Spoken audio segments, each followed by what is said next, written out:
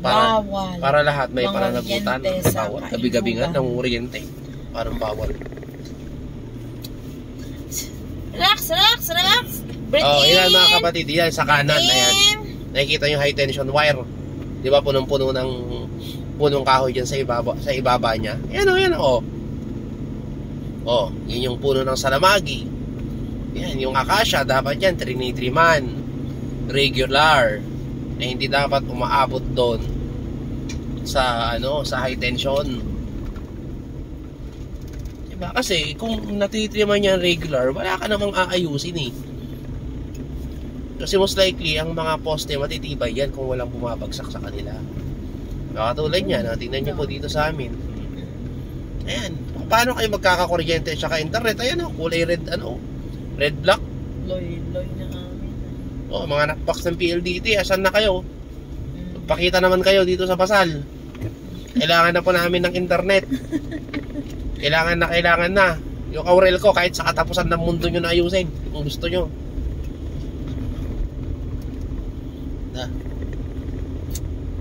Ano na nangyayari? Magto 2 weeks na po. Pagod na ako, nagbibitbit araw-araw ng generator. Nakakapagod. Tapos wala man lang kami nakikitang nagiging urgent yung pag-ayos ng mga kabli ng PNP.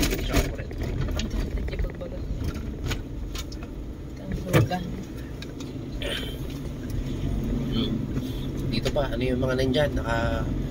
Tinali-tali na lang ng alupasay. May laman. Pakapala na ng mukha. May charge na lang kami sa mga restaurant. Batang 7-Eleven na po kami. Wala na. Kahit internet lang po. Nakabukas pa Internet lang po sana. Katulad niyan mga kapatid. Ayan mga wire sa kanan.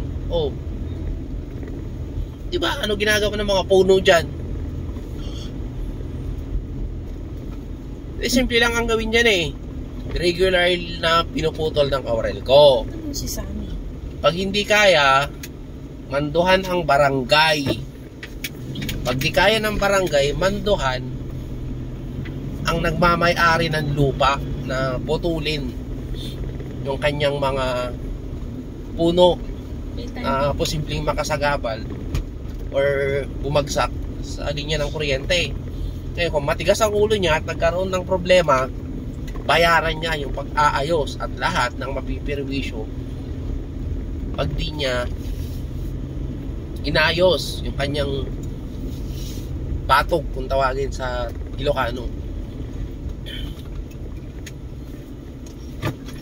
Bayaran niya yung pag-aayos ng kawad ng kuryente at poste, at bayaran niya yung mga mapipirwisyo dun sa hindi niya pag-trim dun sa kanyang nasasakupan. Ganun lang naman kasimple yun. Ikaw sa Pilipinas, simple is very hard.